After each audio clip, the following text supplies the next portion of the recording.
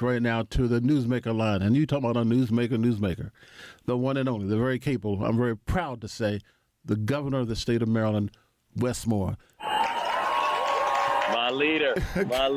How are you, sir? Good morning. Good morning to you, good man. Good morning to you. And I tell you the truth, I've been thinking about it the whole weekend. And thank you for being able to find the time, sir, to join us this morning here. And I know the respectful of your time, so we're going to make the best of it.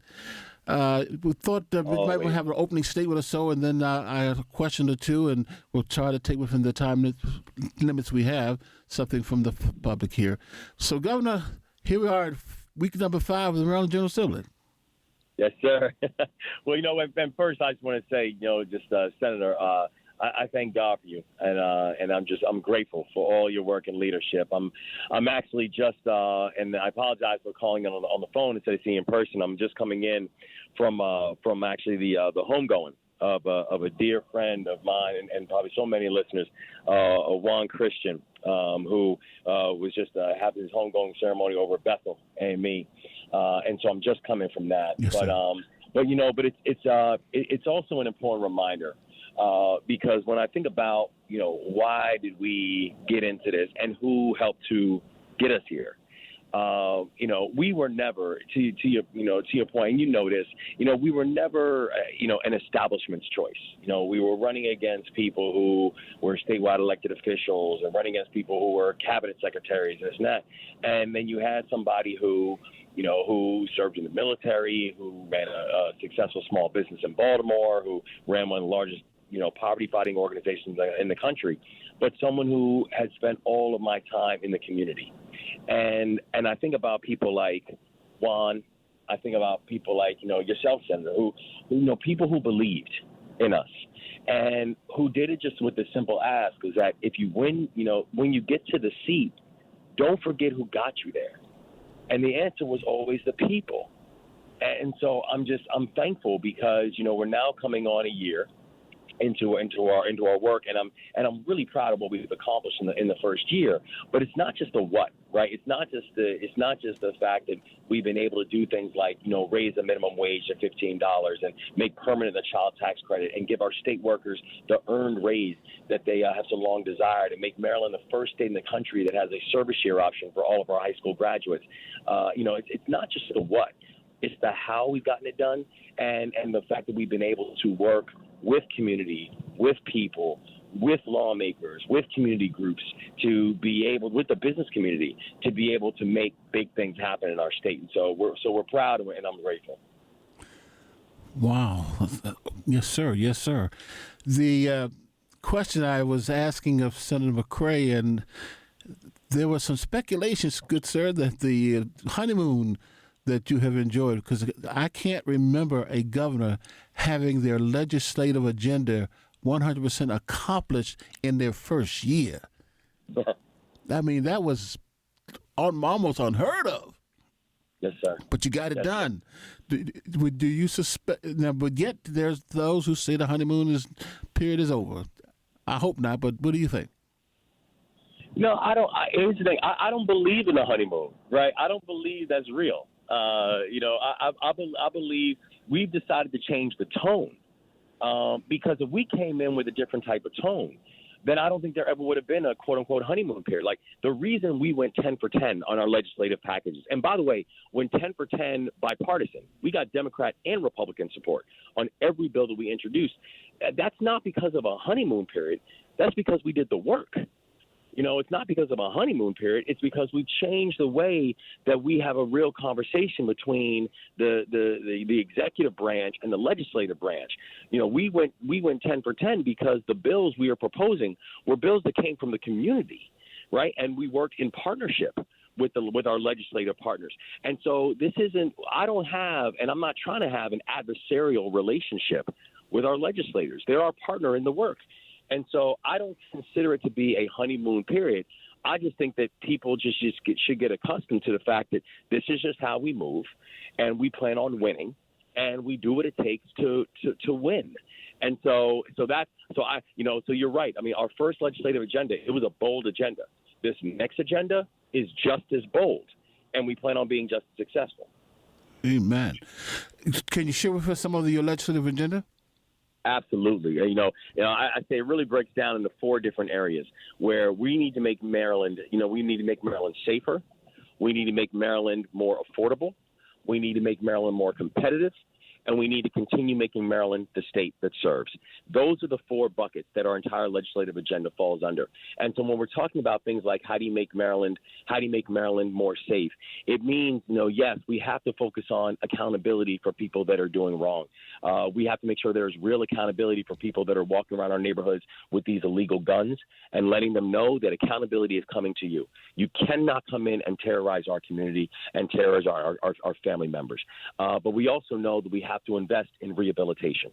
We have to make sure that our people, particularly our young people, have a chance to rehabilitate, and that we have the proper services in place to be able to help and support. And so we have a whole series and a whole suite of legislative items to include things like creating better pipelines to people that are entering into law enforcement, that we are coming up with greater measurements of support for victims. And so we have a Victims Compensation Act.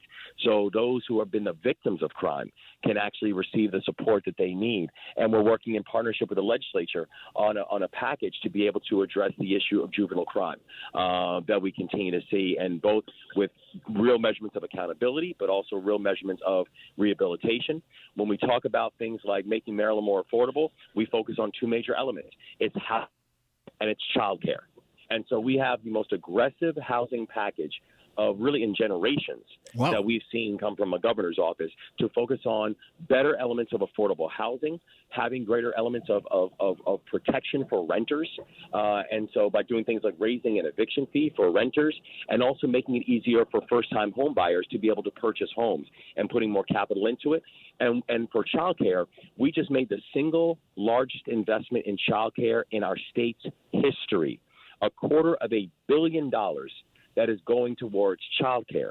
Because if you do not have childcare, people cannot get back to work. That's right. When we're talking about things like making Maryland more competitive, it's about how to allow more opportunities for small businesses to be able to grow and thrive. Just in our first year, we put over through the Board of Public Works, we put over $1.5 billion going towards MBEs, an historic number that's going towards MBEs for government contracts, and making sure that our MBEs have a better chance of thriving.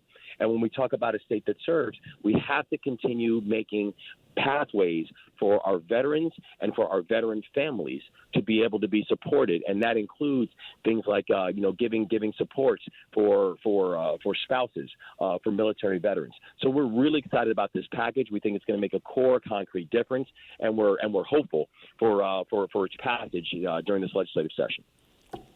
Whoa, yes, sir. Now, will you be offering up a State of the State address soon? Oh, yes, sir. The State of the State's going to be on Wednesday, and I'm hoping everybody tunes in, because you're going to hear us lay out a very clear and a very full-throated, not just a plan for our vision and our values, but also it's the plan on how we're going to get this done. And people have come to learn that we're very much about the people, but I'm also very much about the details. As I say, as a leader, I am data-driven and heart-led. But we use data, and people will see that we really get into the weeds of this. And so you will see us deliver the State of the State, which is going to take place on Wednesday afternoon, and I hope everyone checks it out, because we are very clearly going to lay out where the state is, but also where we see the state going and what it's going to take for all of us in partnership to be able to make big things happen. I was concerned we had missed the State of the State, but I'm happy that we're going to be, and I'm doing everything I can, because I want to come down and be in that chamber to see you deliver it this year. Looking forward to it. Absolutely looking forward to it. And I'd love for you to be there as my guest. I'm going to follow up, but I'd love for you to be there as my guest. Well, thank you very much. Now Governor, the fact of the matter is, I want the family to know that usually we have to seek and search and push. With this gentleman right here, he and I have talked about doing something different and exclusive, and that is we're going to find issues. The next time he and I talk with you, family, it's going to be education. and he'll have time to spend time on that. And then we'll go take issue by issue. But today is our first one, opening the door for this conversation with the governor. So we are not going to push but so much on the issues per se, but there will be time. And he's already said he wants to do it. So those of you interested in education, housing, transport, you name it, we will get to the topic as we go along. But keep in mind, his schedule is what it is in the legislative session. So we might not be able to get him as frequent. But as soon as the session is over, we'll be able to work out a time, I'm sure, that works for all of us. Governor, but I tell you, Senator, please. And I'm really looking forward to it because I'm thankful for you that you continue to offer the opportunity for us to be able to talk to the people. I'm excited about what we're getting done together. And that our state is actually making big things happen. I mean, you think about just in the first year where, we were able to get the FBI building. The largest project that GSA is ever going to do, it's coming to the state of Maryland, that we can lock in the Orioles for 30 years and making sure that we're not doing short-term deals and actually getting big things done. The fact that we can have, after 8 years of watching the homicide rate and the non-fatal shootings rate nearly double over 8 years, in our first year in office, we watched the homicide rates drop, the non-fatal shooting rates drop, Baltimore being under 300 homicides for the first time in 9 years. Like, things are moving. And so I'm thankful to have the opportunity to be able to speak with you and speak with the family about, not just what's happening, but also what we need to get done. And I'm very excited to talk about education because I am there is nothing that's going to be more important than making sure that our kids are getting the education that they need. And so I'm very excited to speak with you more about that. Wow. And Governor, we're going to take a 30-second pause, and then we'll be joined by the talented cable Ms. May Bell. But before we get to that, at the executive level, what can you put in place to help the state prevent what happened with the Orioles from reoccurring? Is there any penalty the Orioles have for not disclosing that they were preparing to sell the team? Do you see any reason for concern under the new management? No, I mean, because one thing we have to remember is these are private companies, right? I mean, people think ball teams and ball clubs that they belong to an area. They don't. These are private companies.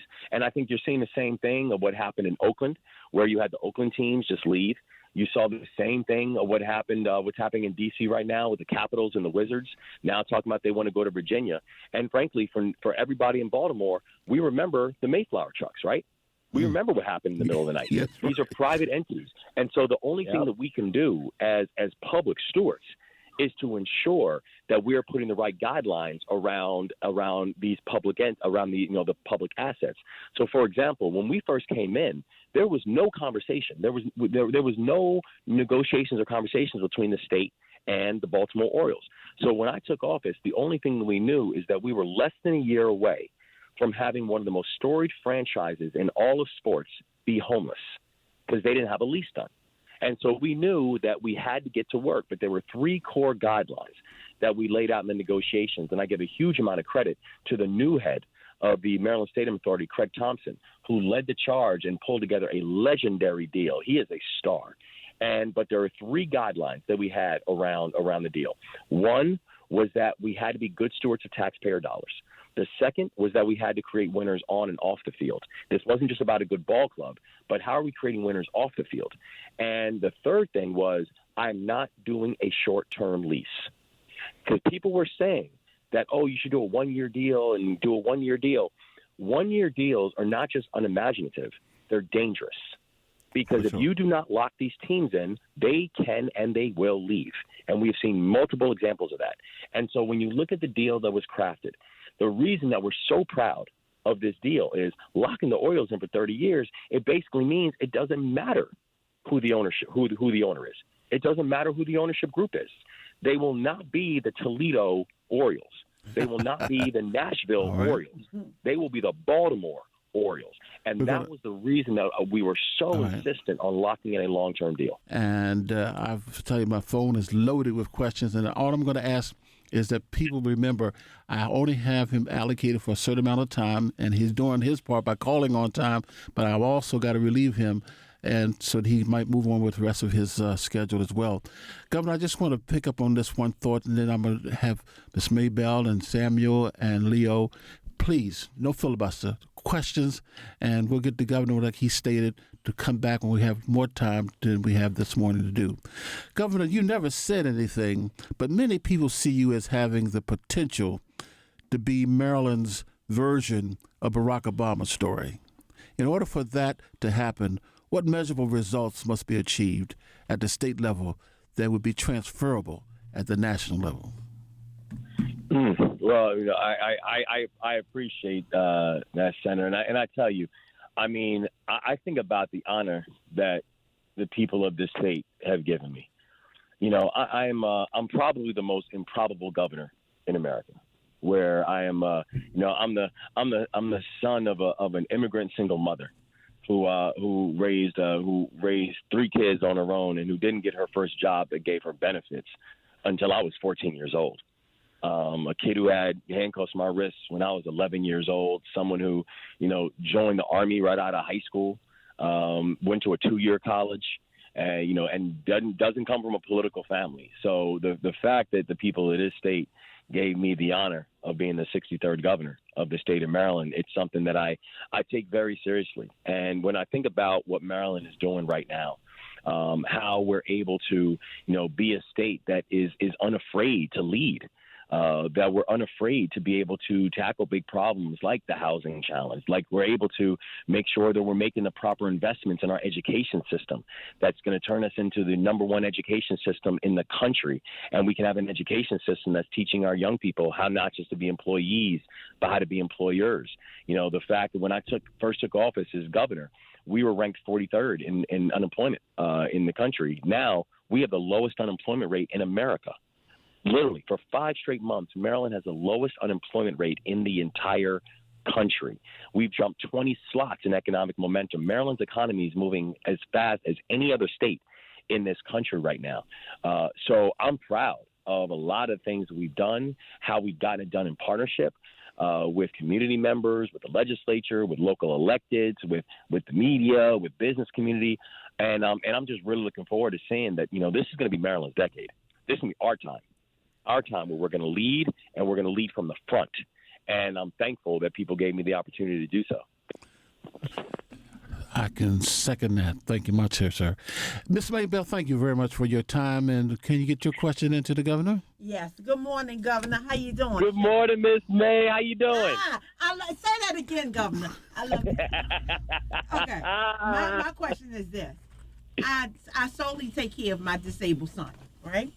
Yeah. I want to know, either in your administration or the one coming behind you, if there's ever somebody behind you, will there ever be affordable housing for handicapped people in wheelchairs or for people who can't take steps? Yes. First, God bless you, and thank you for your leadership and your consistent support. Oh, thank you. No, and I mean that. And I'm telling you, one of the things that I love about this housing package that we have just introduced a whole series of bills, including bills that I'm personally going to testify on. And Senator, that's not a normal thing for a governor to actually testify. No, it's not. That's not normal. But this is 2 years in a row that we're actually, because I'll put my name behind these bills, and I will testify on behalf of them, because we get into the weeds of this stuff. And one of the bills that some of the work that we're working on is how are we increasing access to affordable housing. But it can't just be affordable; it has to be accessible. Exactly. It's got to make sure that everybody can live and participate in that process. And so you're seeing in the package that we're laying out, that we're working with the legislature on, it is not just going to be affordable units, but it is accessible to make sure that everybody has a chance to live in dignity. And so we are working on that right now. Yes, Governor, if you need to put me on the board of Handicap Associate, I'm ready to work with you, because I have lived this firsthand, and it was just so hard finding accessible housing for me and my son. So thank you for addressing that. I really appreciate you, and I love what you're doing for our state. Keep it up. Keep it up. God bless you. God bless you. Let's move over right now to Leo. Leo? Yes, good morning, Governor Wes Moore and Senator Larry Young. Happy New Year. Let me say, yes, Governor, what are we going to do about regulating or re-regulating gas and electric services? In 1999, they deregulated here in this state, and as a consequence, poor and middle class are catching hell with rate increases. We know you appoint public service commissioners.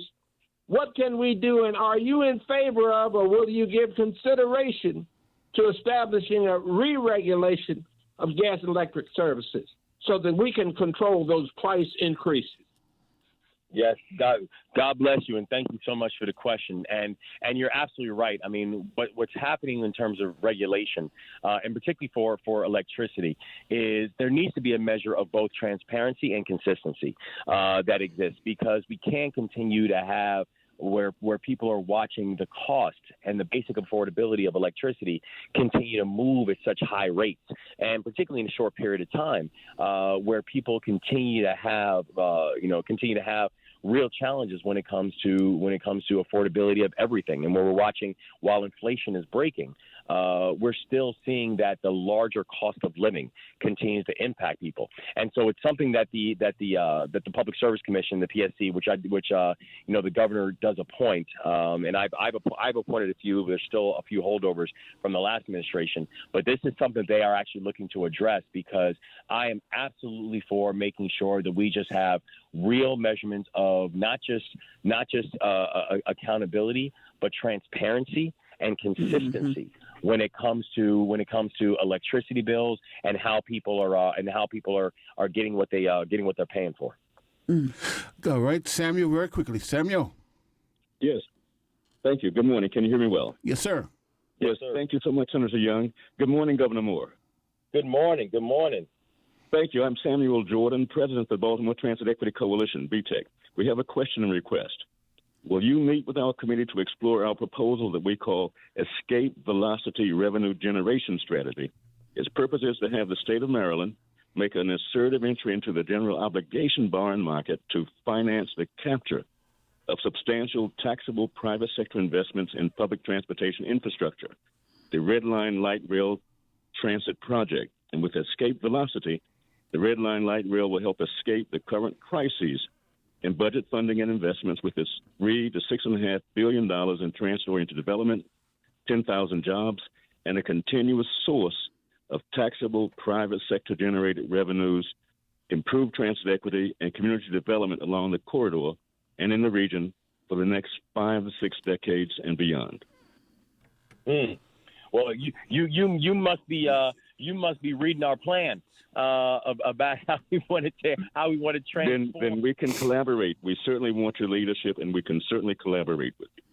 Well, as you saw, one of the big priorities that we've had on board when we came on is about this red line. I know that for my predecessor, that wasn't a priority and was something that was taken out. One of the first things that we did was we put it back in. We've got to make sure we get measurements of east-west transit in the state of Maryland and specifically in Baltimore, because you cannot have economic mobility if you do not have physical mobility. And so you'll see we actually already in our proposed budget actually have planning dollars in for the red line to be able to get that back on track in Baltimore.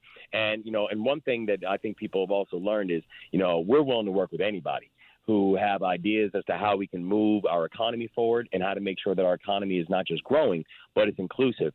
And so we'd love to follow up with you and have you meet with our team, because I'd love to learn more about what you're working on. But the goal of getting things like the red line done, that is very much a shared goal. Governor, because of the time limitations, I'm going to ask you this one last question. I want to thank you in advance for sharing your time with us this morning. And we're working through Mr. Elliott. It seems like we're going to be able to work out opportunities such as this to go forth. But I am excited about one thing that you've done so far this year, and that's the fact that you put out this idea called Enough. I mean, to me, everybody has their own favorite, but to me, Enough, as you stated, we will help transform distressed communities into places with top schools, good jobs, safe neighborhoods, quality housing, economic momentum, and that's the future that you're going to try to build. And as far as I'm concerned, Enough, which is the first time a governor has placed emphasis so early on poverty. You're on point, sir. You're on point. Yes, sir. And I tell them, I'm clear. This is one of the big reasons why I ran for governor. We've got to address the issue of poverty. We've got to address the issue of child poverty. It is unconscionable that we continue to allow so many children to grow up in a measurement of poverty. And because if you are born into poverty, there's a very good chance you will die in poverty. And so it is our responsibility to be able to address that. And so what ENOUGH does, and ENOUGH, it's an acronym. It stands for Engaging Neighborhoods, Organizations, Unions, Governments, and Households. And what it does is it says we are going to make investments in areas using both public dollars, private dollars, and philanthropic dollars to be able to support the communities that generationally have been left behind. Because we know who these neighborhoods, which neighborhoods they are, because they haven't changed. And it's not just about are we pumping money into these areas. It's not just pumping money. It's about how we adding real measurements of accountability and letting the solutions come from the community. Because one thing we're not going to do is just say, oh, well, here's what the community needs and here's what the community needs. We've tried that before and it doesn't work. Nothing about the community without the community. And so this is about working with community to come up with the best answers, the best practices, and then having the community present the plan that will then work in coordination with the state, work in coordination with the private sector, work in coordination with philanthropy to ensure that they are getting what they need and to ensure that we have the real type of build. So we're dealing with this issue of child poverty through educational supports, through job training, and really creating economic growth in every community and not just some. Governor, we did our part. Thank you. You did your part for joining us as you stated you would. And we certainly look forward to catching you on Wednesday for the State of the State. And then right after that, we'll work out other times in which you'll be able to join us here on the show. Thank you, Governor Wes Moore. Much appreciation to you, good man. God bless you. Thank I'll you. see you soon. God bless y'all.